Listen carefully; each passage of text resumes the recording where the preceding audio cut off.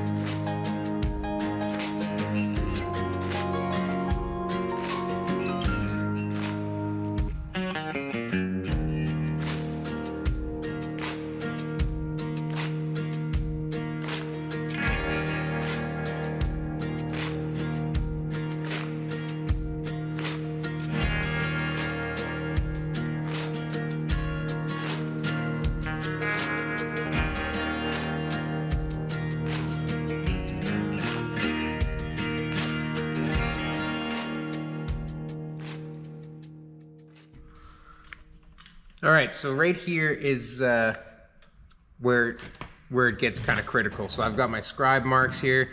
I'm about to tack it in. I've been very careful with my cut that it's accurate, so that's why we scribe.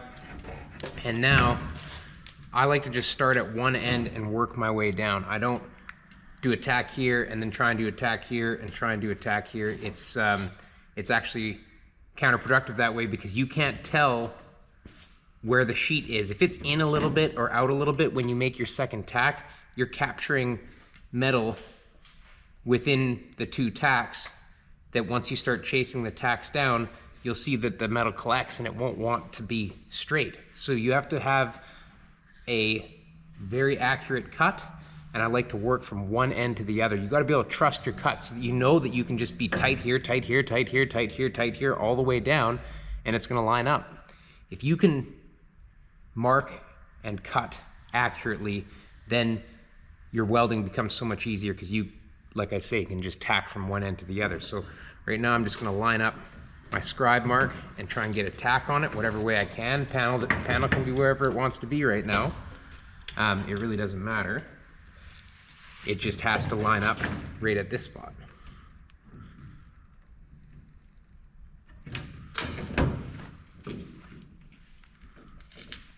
Okay, right about there. Oops, I got a tack on it. A little bit dicey, but. Okay, so now I know that I can just do my next tack tight and my next tack tight, and I can watch my panel alignment that whole way. So now I'm just gonna make the next tight spot here, right about there. I should be wearing a helmet, yeah.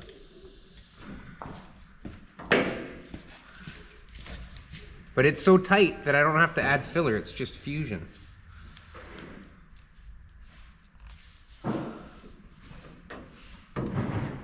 So there's the next spot here, a couple inches away. Just feeling with my fingers to make sure that there's no edge catching my skin on either side. That's how I know it's flat.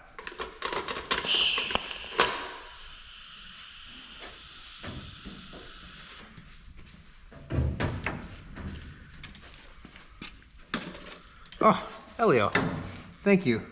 Elio just brought me a welding helmet because he's that guy.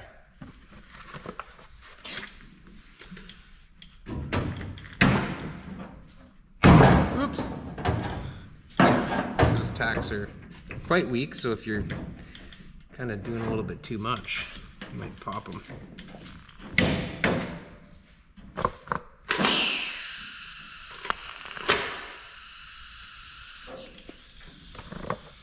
They're a little bit dirty, and I think the reason being is that I can't quite clean very well in the backside of that flange. I mean, I went in there with a wire wheel, but it was the best I could do.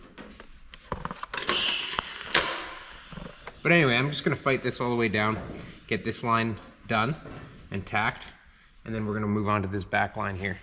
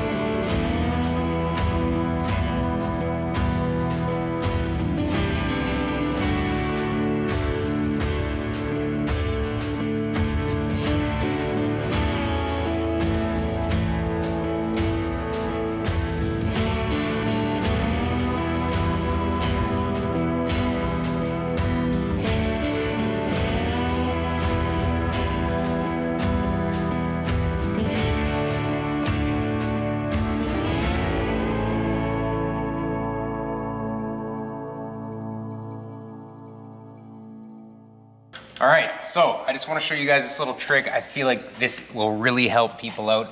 And this is something that everybody runs into. I run into it every single time on every single panel. It's where you're tacking along like this. And every time you tack, it does do a little bit of a shrink, like heat shrinking, right? Pulls it together when it cools.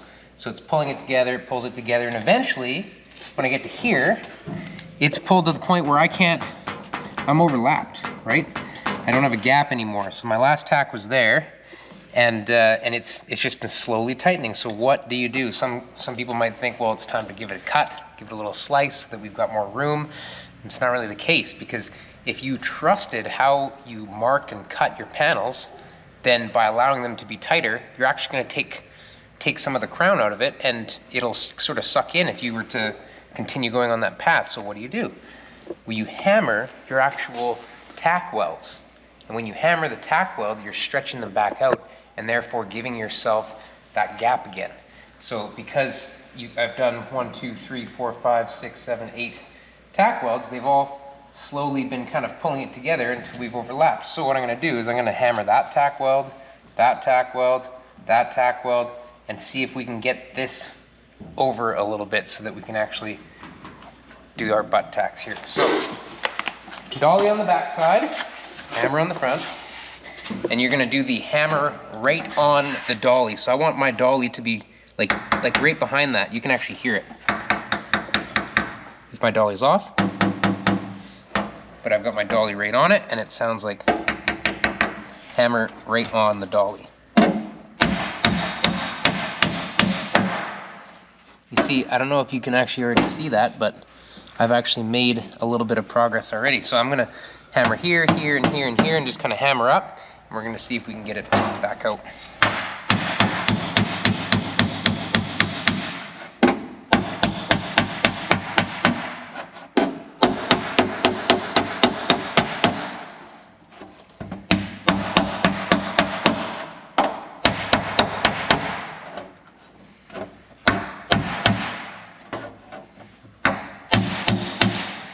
You can kind of hear what's going on there.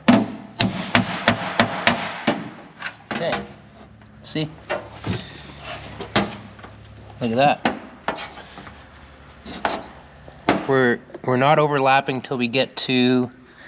Are we overlapping at all, Elio? Right here, you're starting to. There's a tiny bit of an overlap here, so we've made a little bit of progress, but we do need a little bit more out of it. And don't get me wrong, if you need to, you might have to file this, because if you're off by a minute amount, it could be this, you know? Actually, I see a tiny wave right there. Is that right about where it happened? Yeah. Yeah. Yeah, that might be a file situation, because we've actually got a gap that you can see through here now. So yeah, as you were hammering it, you can see the light slowly coming through the seam here, and that's just the expanding. So yeah, so I might give it a couple more taps and just see. And I think that's it. Yeah, I do think it's actually a file fit situation here. So if I file this a little bit, we'll get the rest of it, but you can see how I'm not overlapping anymore. I'm actually able to push that right in. So a tiny bit of file here will fit the rest of that, but that is how I go about tacking it in. Every couple inches, we start from one end, go right to the other, and then once that's done, we're gonna tack in between all of those till we have less than 3/4 of an inch between each tack. And to me, between 1/2 inch to 3/4 of an inch, that's enough tacks so that as you're welding and adding all that heat, that the sheet metal in front of your tacks does not, or the sheet metal in front of your tungsten is not kind of deforming and kind of moving around on you. So that's where we're at next. I'm gonna file fit this a little bit, get the rest of it, and then I'm gonna tack every 1/2 to 3/4 of an inch. And then we'll go over it one more time, hammer and dolly, then full welds.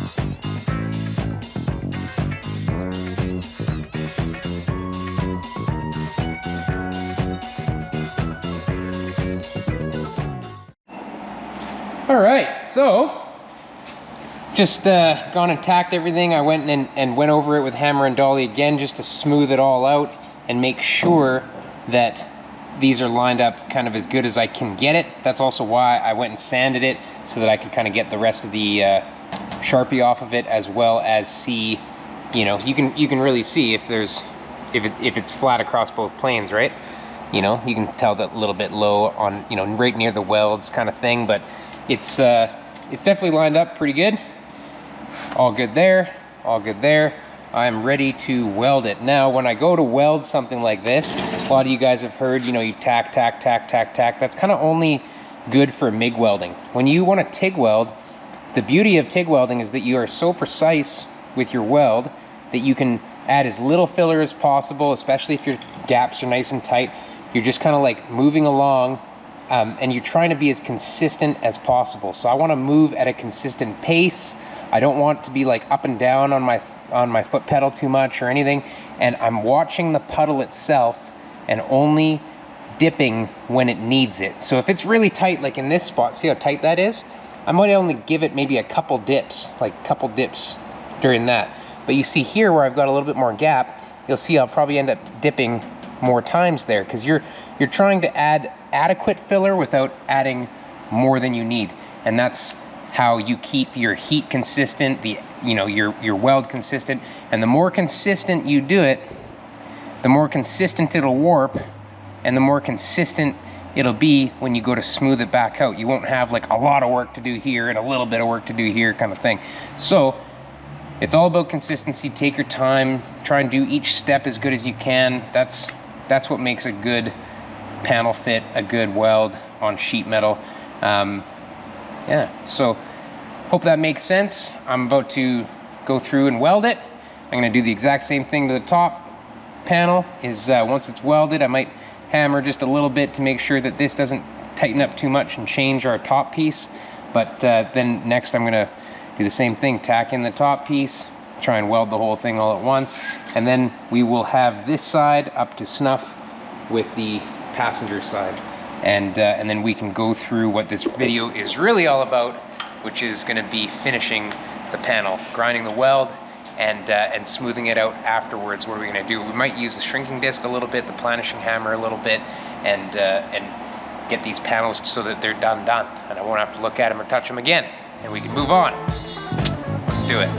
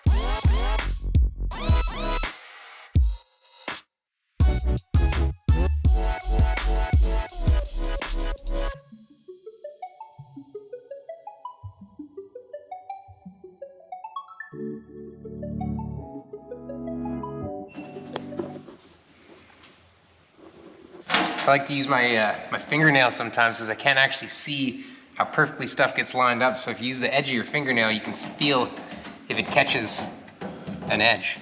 So I'm just kind of going methodically along and trying to tack one at a time and keep kind of, sometimes you got to bend the panel around a little bit to fight the tightness of the last tack, but just keep it going.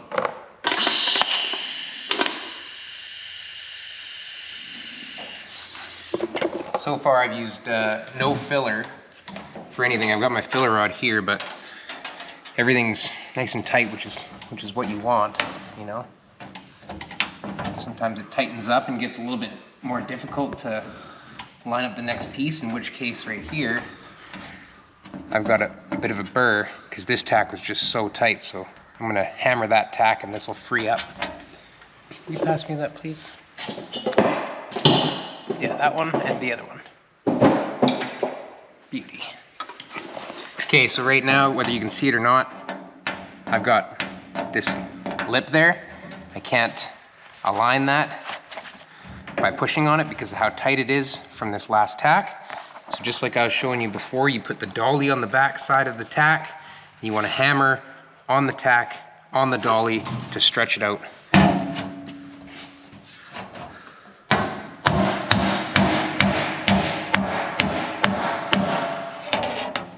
Get a little bit out of it. Let me just see if we can get a little more. There we go. Now I can actually move it, line it up for my next tack.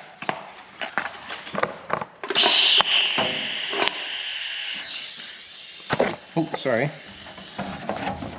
Now we can just keep going. Now we don't have any lip anymore. It's still nice and tight.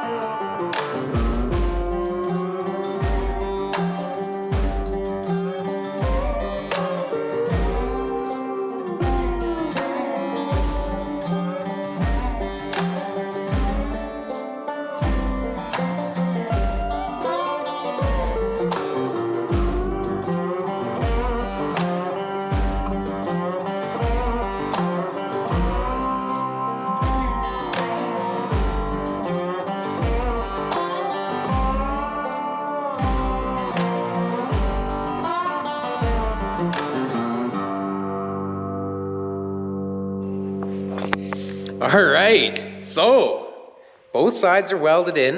This is a pinnacle moment. We've got sheet metal on the car. It's got more structure. We can actually take some structure out now for our next step because we're gonna need to make some space in there for our planishing hammer.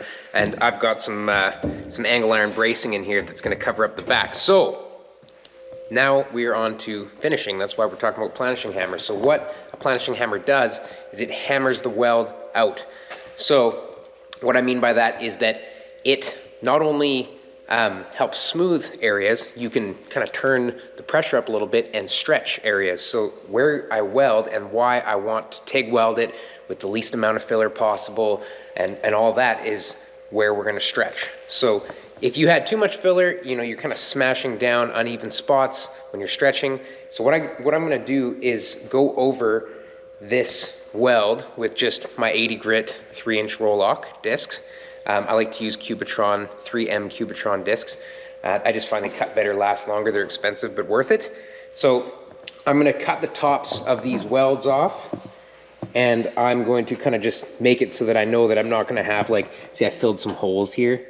If you have that and you go planishing it or hammering it, it's gonna stretch more in that area because it has too much material. So you want kind of just enough. And actually, I want to show you guys too. Hopefully you can see well, but like this fit was so tight that you saw how tight it was. I barely add any filler when it's that tight. You're mostly just fusing it, being that it's just two pieces of metal, you know, airtight. So you can actually see every time I dip. There's one, there's one, there's one, there's one, there's one. So we're talking like every, you know, inch or so, inch and a quarter, I'm adding a dip, and I'm using 40 thou filler rod. Pardon me, 040 filler rod. You can also use the MIG wire. I used to always use MIG wire, so if you guys just have MIG wire and you need some thin stuff, use that versus a thicker wire. Thick wire takes more heat to melt out, more chance to burn holes, that kind of thing. You kind of want your filler wire to be similar to the thickness of material that you're welding. It just kind of makes sense that way so that the right amount of heat will melt it. But yeah, sort of enough about that. Happy how this happened. It did move around a little more on this side than it did on the last side, but that's just to be expected. I tried to be as consistent as possible with the heat. You see how much heat is generated. You know, I'm trying to do long welds so that this is a consistent warp, right? So we're gonna try and hammer that out now. So first step, like I said, roll lock, knock the tops off, backside and front side, so that when we hammer it, there's not too much material. And then we're just gonna go over it, and any spots that are obvious warps, then we're gonna kind of hammer on those and sort of get everything close. And then we're gonna kind of expose where the highs and lows are and start using the planishing hammer to sort of work over the panel as best we can. Like I said, I do not call myself a coach building metal finisher kind of guy. This is just as good as I'll be able to do it with the knowledge I have and the skills I have and the tools I have. So yeah, let's do it.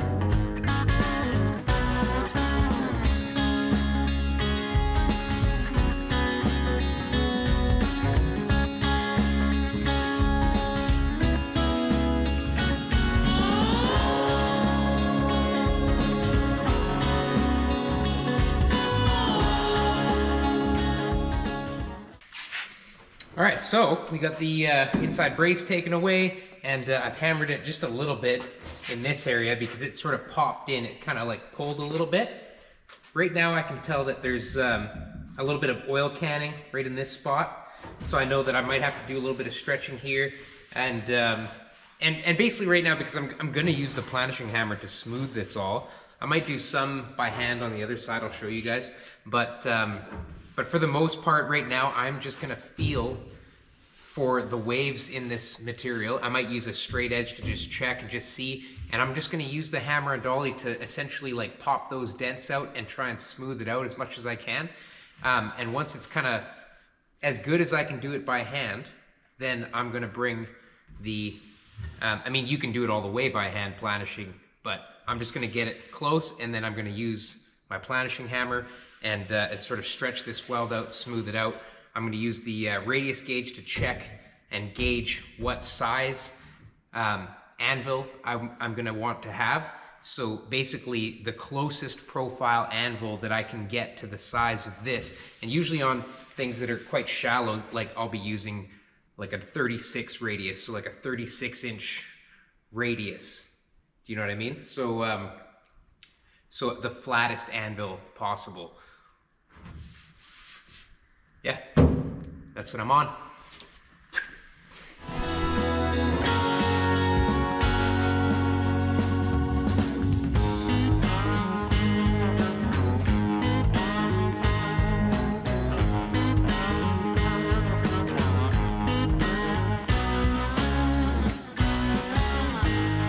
So I just thought I'd mention as well, I'm using a relatively shallow planishing hammer, and I'm using the flat side of the dolly on the outside at this point, because when things shrink that are on a convexity like this, when they shrink, they pull in.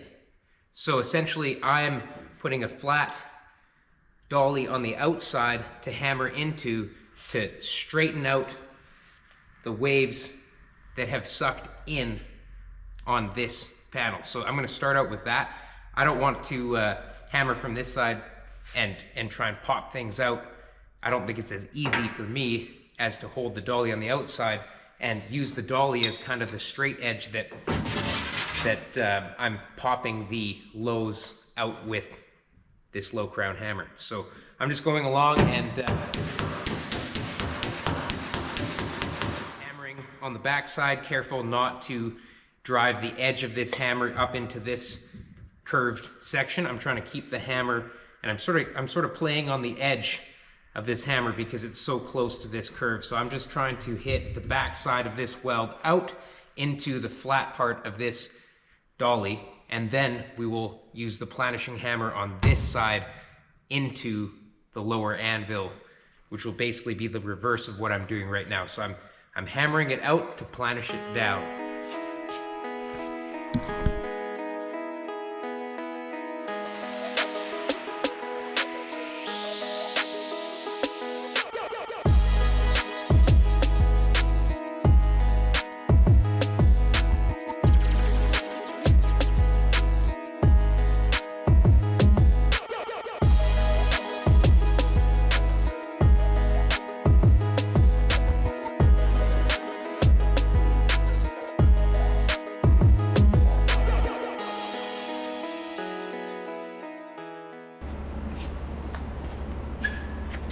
All right, so I've got my radius gauge here, and basically it's just got all the different radiuses on it, or a bunch of them anyway, not every single one.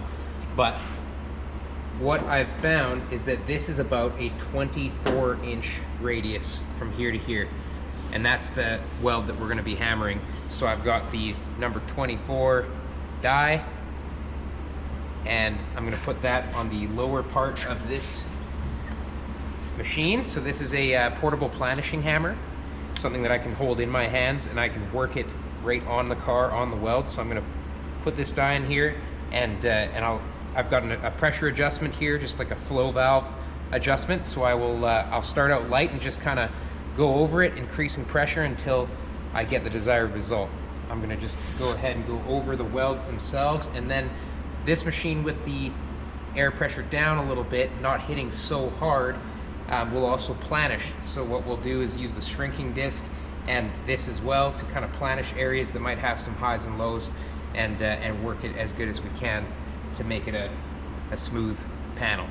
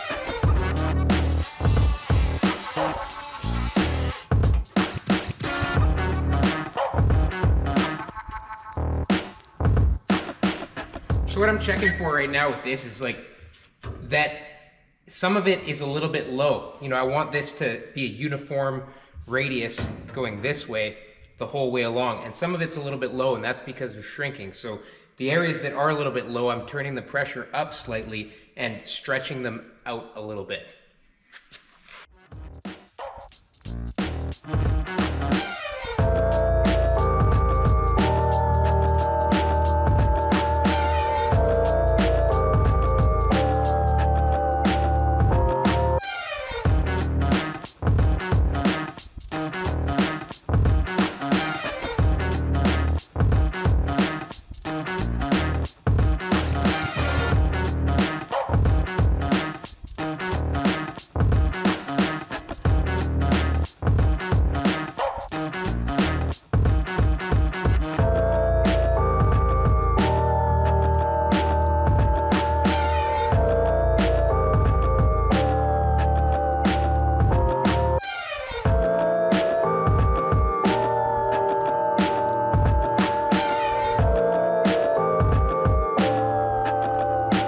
All right, so I've done about 15-20 minutes of hammering this weld out, and it's still got a little bit of wave sections in it, and I'm not going to know for sure until I put some something on it and sand it a little bit to see some highs and lows. But as far as the weld being nice and flat, it is nice and flat.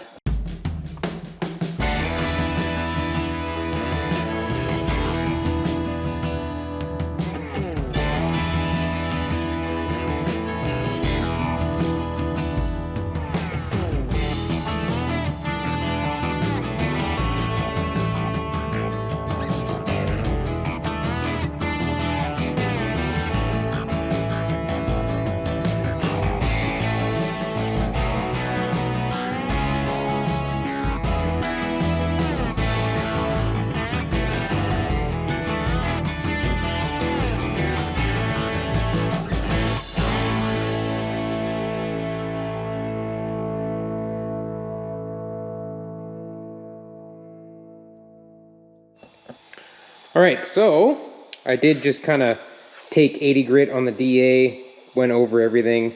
I did just kind of like smooth this out with my 3-inch roll lock, and then go over it all with 80 grit partially just so that I can really see, you know, what's happening, because everything's now one color. So one thing I did notice is that I've got a little bit of overdevelopment here, so like it's kind of a high spot in a, you know, a little bit. So what I'm going to do is I'm going to take the shrinking disc and I'm going to run the shrinking disc over this spot, and it should sort of help sink that down. What I'm going to do is I'll take, this is something I learned from Ray Chalene, if you guys are wondering, and I highly suggest you go check out his channel, because he is somebody that I look up to, and I watch. You know, if I need a refresher, or not even a refresher, if I need to learn some stuff, I go to his channel and see what he's up to. And he usually has some really great information. So I'm looking for my Sharpie right now, my big fat Sharpie. Where is it? There you go. Once again, from Ray's channel, big fat Sharpie is kind of does a couple of things. It helps lubricate the disc a little bit for the shrinking, and it shows you, you know, what the disc is touching on. The beauty of a shrinking disc, this is the Pro Shaper 9-inch shrinking disc. The beauty of this is that it's flat, and so it's only going to touch the high spots, and the high spots are the ones that need the shrinking. So it's a genius way to shrink. You know, there's limitations. You can't shrink really heavy things with this. It has its limitations of that, but for sheet metal panels that have slow waves in them and stuff, the tops of those waves are, you know, are what needs to be shrunk down. So basically the planishing hammer is to stretch any of the lows, and the shrinking disc is to shrink down some of the highs. So if you really work at it, you can achieve incredible results with that and a planishing hammer.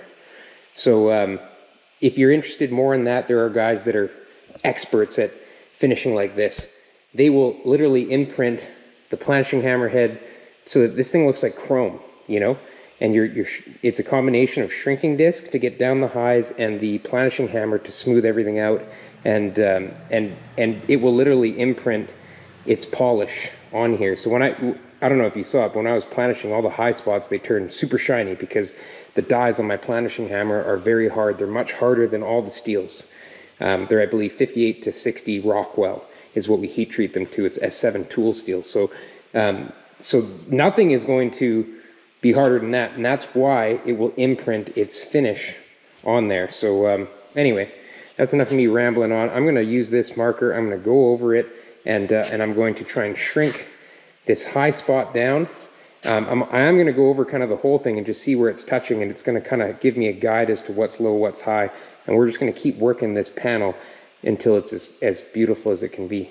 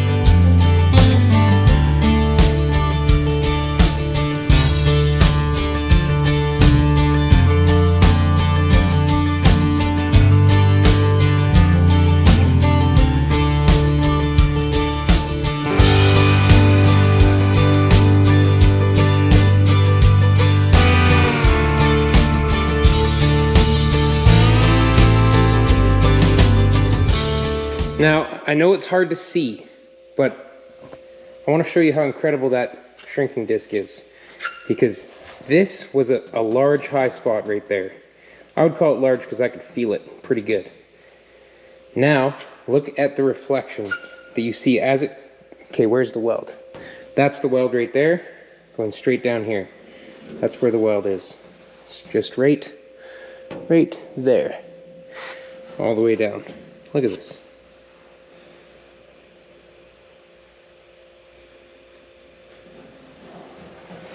If there is a high spot, you would see it in that reflection. Look at this. So, what I'm trying to say is if you are trying to do this type of work, I think you should go check out that shrinking disc. I don't make any money off of this or anything, but I just am grateful for Ray Chalene and his channel, and he designs and makes this exact shrinking disc, and I think it's a very worthwhile investment. So I'm going to put the link into the description for these. He's got them on his website. He's got some other tools as well, but that's a class I'd like to go to one day, is just to go learn from Ray. I did have plans to go during COVID, and I didn't go, but I am going to make it out there someday. So yeah, if you want one of these discs, check them out. Ray Chalene, proshaper.com. I'll put the link in the description anyway. But that really didn't take me very long. Like that high spot that I wanted to take care of went away in a couple minutes. So yeah, basically I could do a little bit more planishing on this. I did take down some high spots with the disc as well, but this is sort of the back and forth, right?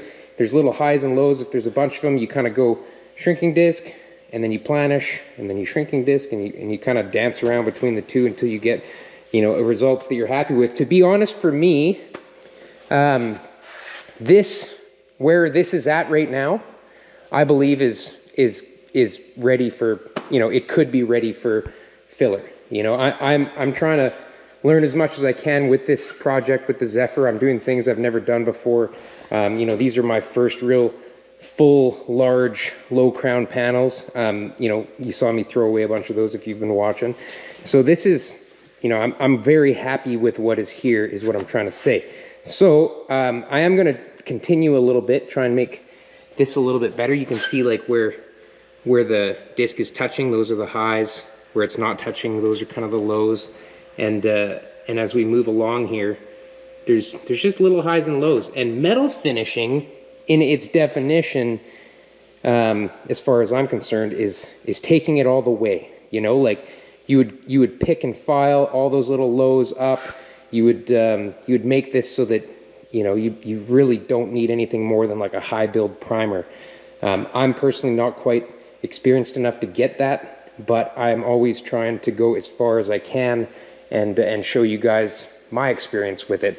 So I mean, right now I'm totally happy. So I'm gonna play with this a little bit more and kind of show you guys what I'm doing. I do feel a little bit of something in here. I think what I'm feeling is this low. You can see that. See all this black marker here? That's showing me that the disc is not touching right here.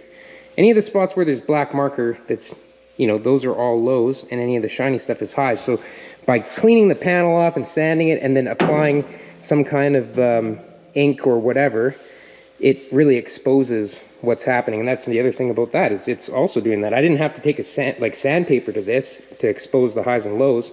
I ran over it with the shrinking disc that is trying to shrink down the highs anyway. So anyway, that's that. I'm going to keep playing with it. We're going to keep going. We're trying to make this side as good as I can get it. You know, the panel wasn't perfect to begin with, so some of those highs, I believe that the high that I took out because it wasn't right where the weld was. If it was right where the weld was, I would have thought maybe I overstretched, but the high was over here, making me assume that maybe my panel wasn't the greatest, like maybe I shrunk the edges too much or did whatever, but that has come out now. Like, this is very, very smooth. So I'm rambling on. Let's keep going. Let's get this done.